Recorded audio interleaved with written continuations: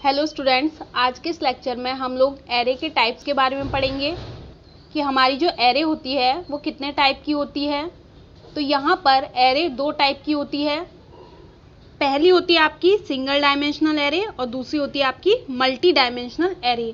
Multi dimensional array को हम 2D array भी बोल सकते हैं। तो यहाँ पर हम सबसे पहले बात करते हैं अपनी सिंगल डायमेंशनल एरे की। तो ऐसी एरे जिसमें केवल एक सबस्क्रिप्ट होता है उसे हम वन डायमेंशनल एरे या फिर सिंगल डायमेंशनल एरे कहते हैं।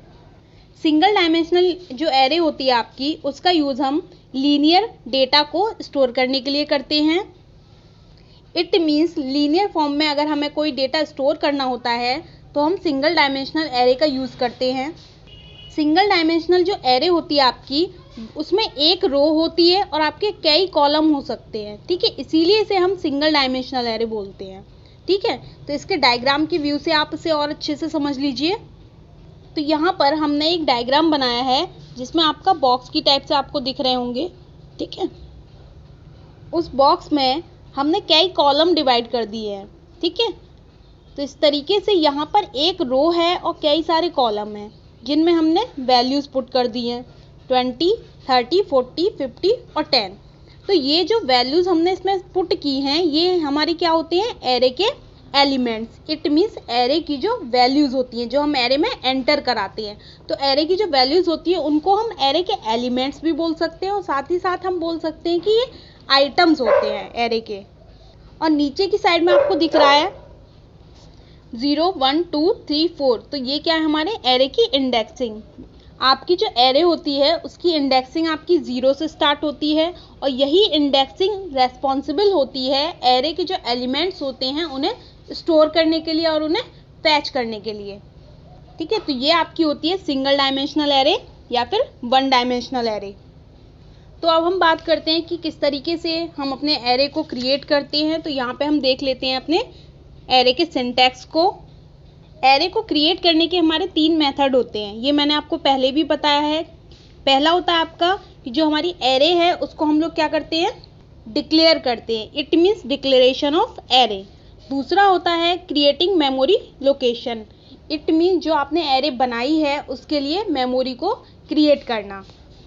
और तीसरा होता है जो आपने एरे बनाई है उसमें अपनी एरे की वैल्यूज़ को पुट करना। तो एक एक करके हम ये देख लेते हैं कि सिंगल डायमेंशनल एरे में ये तीनों जो मेथड हैं किस तरीके से क्रिएट किए जाते हैं। तो सबसे पहले हम बात करते हैं डिक्लेरेशन ऑफ एरे के सिंटैक्स की, किस तरीके से हम सिंगल डायमेंशनल एरे को डिक्लेयर करते हैं।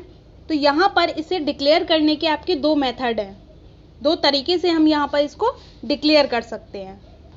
सबसे पहला है आपका कि हम पहले क्या लिखेंगे, एरे का टाइप, उसके बाद में एरे का नेम और उसका सबस्क्रिप्ट और सेमीकोलन से उसको क्लोज कर देंगे। दूसरा टाइप है आपका कि सबसे पहले हम लोग क्या करें, एरे के डेटा टाइप को लिखें, उसके बाद में सबस्क्रिप्ट और उसके बाद में एरे का नेम और सेमीकोलन। तो इस तरीके से हम इन दोनों तरीके से क्या कर सकते हैं, एरे को डिक्लेयर कर सकते हैं। दूसरा आता है कि इस तरीके से हम अपनी एरे को मेमोरी एलोकेट करा सकते हैं। तो उसका हम सिंटैक्स देख लेते हैं यहाँ पर। तो सबसे पहले जब हम किसी भी एरे को मेमोरी क्या करते हैं, एलोकेट कराते हैं, तो वहाँ पर हम सबसे पहले एरे का नाम लिखते हैं इजिकल्स टू न्यू।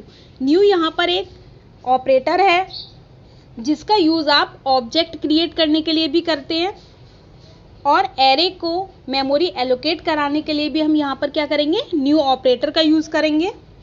उसके बाद में एरे का डेटा टाइप और उसका साइज डिफाइन करेंगे, ठीक है, सेमीकोलन। एग्जाम्पल पे देख लेते हैं किस तरीके से बनाते हैं। तो यहाँ पर डेमो नाम का मैंने एक एरे क्रिएट किया है इजिकल्स टू न्यू ऑपरेटर और इंटीजर टाइप का मेरा ये एरे है और सबस्क्रिप्ट में मैंने दे दिया 5। इट मीन्स मेरी जो एरे होगी उसका क्या साइज़ क्या होगा यहाँ पर 5। इट मीन्स वो अपने अंदर 5 वैल्यूज़ को कंटेन करेगी। नेक्स्ट आता है आपका इनिशियलाइजेशन ऑफ एरे। तो इनिशियलाइजेशन ऑफ एरे का सिंटैक्स हम देख लेते हैं किस तरीके से हम सिंगल डायमेंशनल एरे को इनिशियलाइज करते हैं।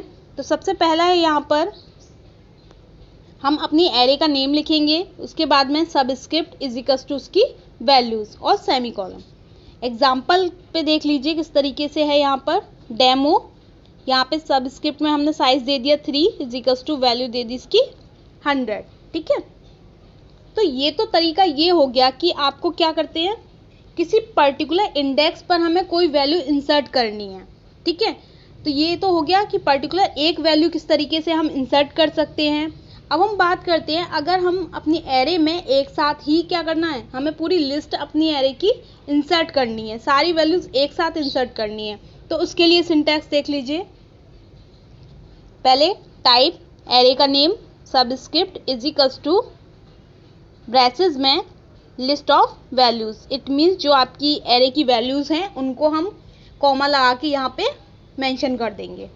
एग्जाम्पल से इसे देख लीजिए, इंट डेमो सबस्क्रिप्ट आपका इजिकल्स टू ब्रैसेस में 200, 199, 399। ठीक है, तो इस तरीके से मैंने यहाँ पर तीनों वैल्यूज़ क्या कर दी है, अपनी एरे में इनिशियलाइज कर दी हैं।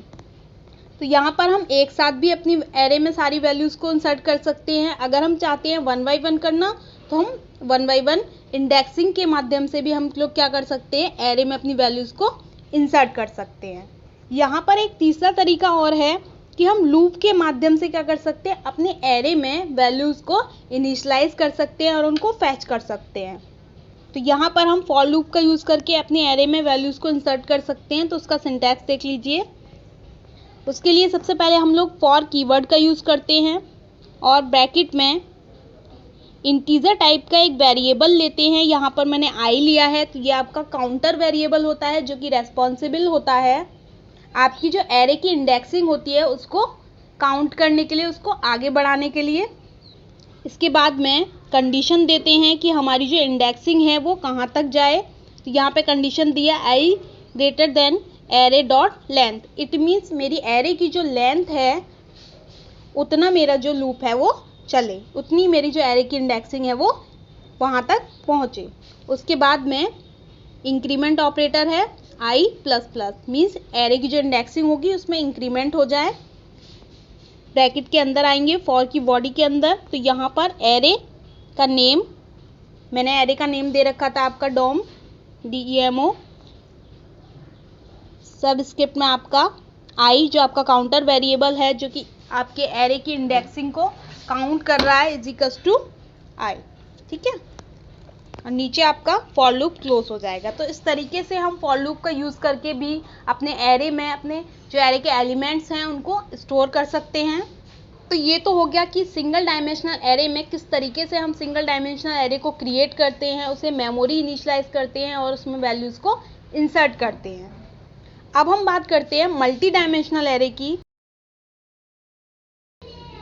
तो वो एरे जिसमें आपकी 2 या 2 से ज़्यादा आपकी सबस्क्रिप्ट होती हैं वो आपकी मल्टी डायमेंशनल एरे कहलाती है। जो आपकी 1 डायमेंशनल एरे थी उसमें हम जो एरे के जो आपके एलिमेंट्स होते थे उनको हम एक रो में स्टोर करते थे। मीन्स जो आपकी सिंगल डायमेंशनल एरे थी उसमें रो तो एक होती थी पर कॉलम आपके कई हो सकते थे।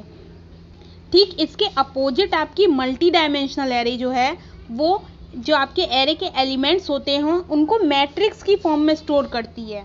मैट्रिक्स की फॉर्म का मतलब है यहाँ पर जो डेटा आपका स्टोर किया जाता है वो रो और कॉलम की फॉर्म में स्टोर किया जाता है। मल्टी डायमेंशनल एरे में आपकी कई रो हो सकती है और कई कॉलम हो सकते हैं। यहाँ पर आपका जो मैट्रिक्स बोला गया है, मैट्रिक्स की फॉर्म में जो आपका डेटा है वो एरे में स्टोर होता है। इट मीन्स यहाँ पर जो आपके एरे के एलिमेंट्स हैं उनको एक रो इंडेक्स आपका असाइन किया जाता है और साथ ही साथ एक कॉलम इंडेक्स दिया जाता है। जैसे कि आपका सिंगल डायमेंशनल एरे में आपकी जो इंडेक्सिंग थी वो हम केवल कॉलम की इंडेक्सिंग पे काम कर रहे थे कि पहला कॉलम दूसरा कॉलम, जबकि यहाँ पर मल्टी डायमेंशनल एरे में आपकी रोज़ का भी इंडेक्स होता है कि कितनी आपकी रो हैं और साथ ही साथ कितने आपके कॉलम हैं उनका भी इंडेक्सिंग होता है। डायग्राम के व्यू से आप मल्टी डायमेंशनल एरे को और अच्छे से समझ लीजिए। यहाँ पर देखिए एक मैट्रिक्स टाइप का आपका एक डायग्राम बनाया है मैंने, जिसमें आपकी 2 क्या है आपकी रो हैं और आपकी 1 2 3 4 यहाँ पे आपके कॉलम हैं। तो यहाँ पे फर्स्ट इंडेक्सिंग जो हो रही है आपकी वो आपकी किसकी है, मेंशन कर रही है वो आपकी रोज़ को। आपकी जो सेकंड इंडेक्सिंग हो रही है 1 2 3 4, ये आपकी मेंशन कर रही है किसको, आपके कॉलम्स को। इस तरीके से यहाँ पर ये मल्टी डायमेंशनल एरे का एक डायग्राम है जिसमें आपके एक क्या कर सकते हैं आप 8 एलिमेंट्स को कंटेन कर सकते हैं, जिसमें आपकी 2 रो हैं और आपके कॉलम कितने हैं यहाँ पर 8, 1 2 3 4 5 6 7 8। तो इस तरीके से 8 एलिमेंट्स को हम यहाँ पर एरे में स्टोर कर सकते हैं। इस तरीके से आपका जो मल्टी डायमेंशनल एरे होती है उसका डायग्राम होता है। यहाँ पर आप कितनी भी रोज ले सकते हो और कितने भी कॉलम्स इसमें ऐड कर सकते हो अपनी रिक्वायरमेंट के अकॉर्डिंग। तो अब हम बात करते हैं कि किस तरीके से हम प्रोग्रामिंग में अपनी जो एरे है उसको क्या करते हैं, डिफाइन करते हैं। तो ठीक जैसे आप सिंगल डायमेंशनल एरे में 3 मेथड होते हैं हमारे एरे को क्रिएट करने के, तो सेम यहाँ पर भी आपके 3 मेथड होते हैं एरे को प्रोग्रामिंग में क्रिएट करने के लिए। सबसे पहला आपका होता है मल्टी डायमेंशनल एरे का डिक्लेरेशन, दूसरा होता है create multi dimensional array, it means multi dimensional array को भी आपको क्या करना है, मेमोरी एलोकेट करानी है। देन थर्ड आपका आता है multi dimensional array initialisation, it means जो आपने मल्टी डायमेंशनल एरे क्रिएट की है उसमें आपकी जो वैल्यूज़ हैं उनको किस तरीके से पुट करना है। सबसे पहले यहाँ पर हम बात करेंगे कि मल्टी डायमेंशनल एरे को किस तरीके से हम प्रोग्रामिंग में डिक्लेयर करते हैं, उसके सिंटैक्स को हम यहाँ पर देखेंगे। तो यहाँ पर हम 3 तरीके से अपनी मल्टी डायमेंशनल एरे को क्या कर सकते हैं, डिक्लेयर कर सकते हैं। पहला है आपका int, it means data type, फिर एरे का नेम और उसका सबस्क्रिप्ट रो के लिए और कॉलम के लिए। यहाँ पर 2 सबस्क्रिप्ट आएंगे, क्यों, क्योंकि हम रो और कॉलम 2 चीज़ें यहाँ पर मेंशन कर रहे हैं, सेमी कॉलम। दूसरा तरीका है आपका int, it means data type, subscript पहला वाला रो के लिए, दूसरा वाला कॉलम के लिए, और एरे का नेम और सेमी कॉलम।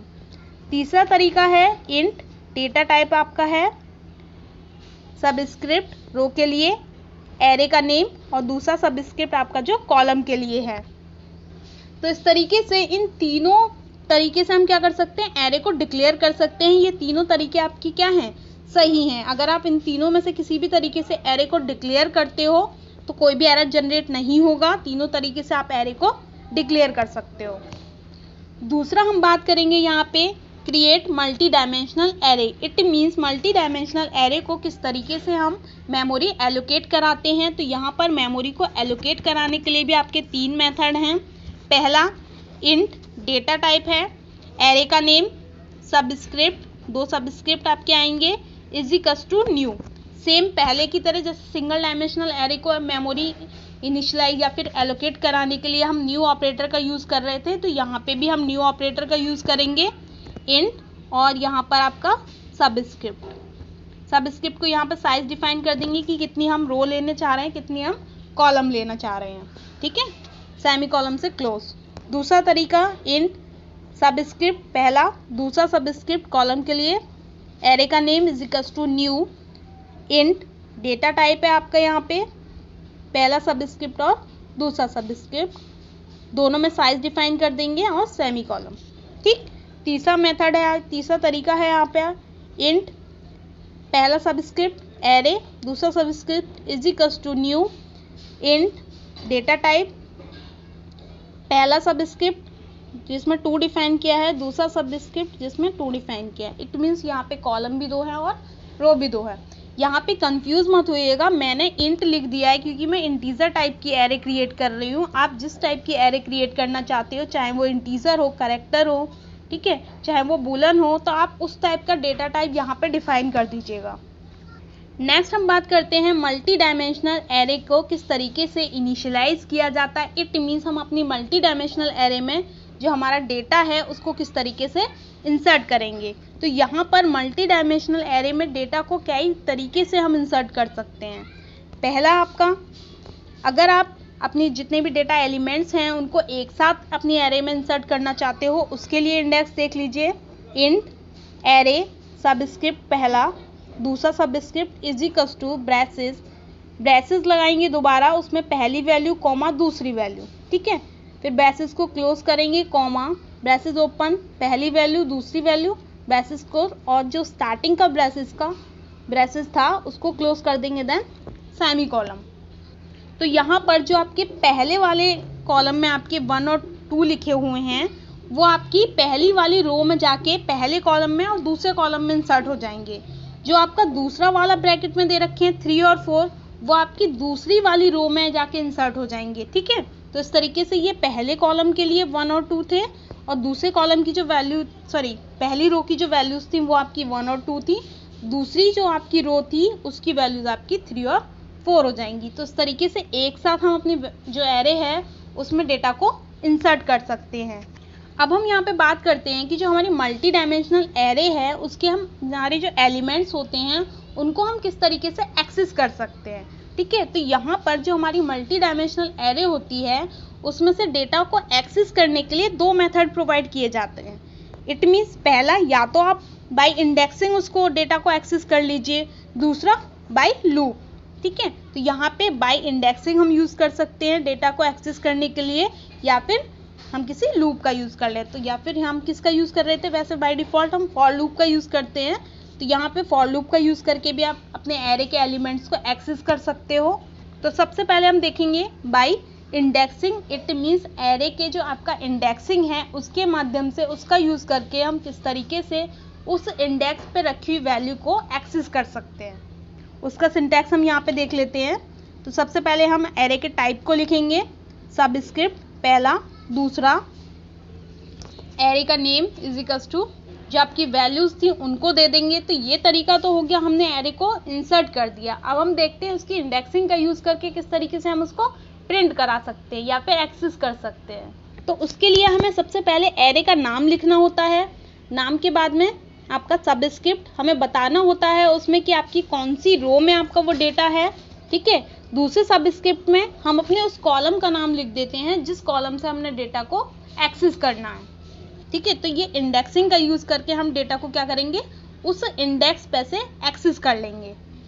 अगला तरीका आपका है बाय लूप। इट मीन्स हम फॉर लूप का यूज़ करके किस तरीके से अपने एरे के जो एलिमेंट्स हैं उनको एक्सेस कर सकते हैं। तो यहाँ पे इसको सिंटैक्स देख लीजिए। उसके लिए सबसे पहले हम लोग फॉर कीवर्ड का यूज़ करेंगे। ब्रैकेट में आई, जो आपका यहाँ पे देखिए यहाँ पे 2 लूप चलेंगे। ठीक, पहला लूप रेस्पॉन्सिबल होगा आपका रो के लिए और पहले वाले लूप के अंदर जो दूसरा लूप हम यहाँ पे चलाएंगे वो रेस्पॉन्सिबल होगा आपका कॉलम के लिए। तो हम यहाँ पे जो आई ले रहे हैं वो हमारी जो रो है उसकी इंडेक्सिंग के लिए है। ठीक है, तो आई हमारा 0 सेमी कॉलम आई कहाँ तक जाए, जहाँ तक हमारी एरे की लेंथ है, greater than array dot length, और हर बार आई इंक्रीमेंट हो जाए। जैसे ही आप इसके फॉर लूप के अंदर आएंगे तो आपको एक और क्या मिलेगा, लूप मिलेगा, जो कि रेस्पॉन्सिबल किसके लिए, आपके कॉलम के लिए। फॉर ब्रैकेट में यहाँ पे मैंने जे ले लिया है, तो जे आपका काउंटर वेरिएबल है किसके लिए, कॉलम के लिए, is equals to 0 semicolon, j कहाँ तक जाए, एरे की लेंथ तक, और जे हर बार इंक्रीमेंट हो जाए उसमें। ठीक है, उसके अंदर आएंगे system dot out dot println, ये आपका स्टेटमेंट है जिसके द्वारा हम क्या करते हैं, कोई भी स्टेटमेंट प्रिंट कराते हैं। ब्रैकेट एरे कॉमा लगाएंगे, यहाँ पे सेमी कॉलम लगाया है, प्लस, ठीक है, i plus semicolon close bracket close. ठीक है, दूसरा आपका semicolon inverted comma plus j plus inverted comma close bracket close is equals to, यहाँ पे आपका सेमी कॉलम जो इन्वर्टेड कॉमा है वो क्लोज कर दिया। इन्वर्टेड कॉमा के अंदर जितनी भी आपकी वैल्यूज़ लिखी हुई हैं वो एज इट इज़ प्रिंट हो जाती हैं आपकी। ठीक है, तो यहाँ पर आई की जो इंडेक्सिंग होगी वो प्रिंट हो जाएगी, जे की जो इंडेक्सिंग होगी वो प्रिंट हो जाएगी। इसके बाद में आपका प्लस ऑपरेटर के बाद में एरे का नेम, ठीक है, आई की जो इंडेक्सिंग है वो, जे की जो इंडेक्सिंग है वो, वहाँ पर जो वैल्यू रखी होगी वो प्रिंट हो जाएगी यहाँ पे, ब्रैकेट क्लोज और आपका सेमी कॉलम क्लोज। ठीक है, इस तरीके से हम एरे नेम लिखते हैं, जो आपकी रो का इंडेक्स है वो लिखते हैं, जो आपकी कॉलम का इंडेक्स है वो लिखते हैं लूप में, और उसके द्वारा हम जो एरे में हमारे जो एलिमेंट इंसर्ट किए गए हैं उनको एक्सेस कर सकते हैं। तो जो आज का वीडियो मैंने आपका बनाया है इसमें मैंने केवल ये बताया है कि आपकी जो एरे है वो कितने टाइप की होती हैं और आपकी जो सिंगल डायमेंशनल एरे है किस तरीके से हम उसको डिफाइन करते हैं, उसका इंडेक्स क्या, किस तरीके से उसको डिफाइन किया गया है, उसका जो सिंटैक्स है वो क्या है। दूसरा मैंने आपको बताया मल्टी डायमेंशनल का जो आपका सिंटैक्स है वो क्या होता है। इससे जो अगले आपके लेक्चर्स होंगे उनमें हम देखेंगे कि किस तरीके से हम अपनी सिंगल डायमेंशनल एरे के जो प्रोग्राम है उसको क्रिएट करते हैं, मल्टी डायमेंशनल एरे का जो प्रोग्राम है वो किस तरीके से क्रिएट किया जाता है।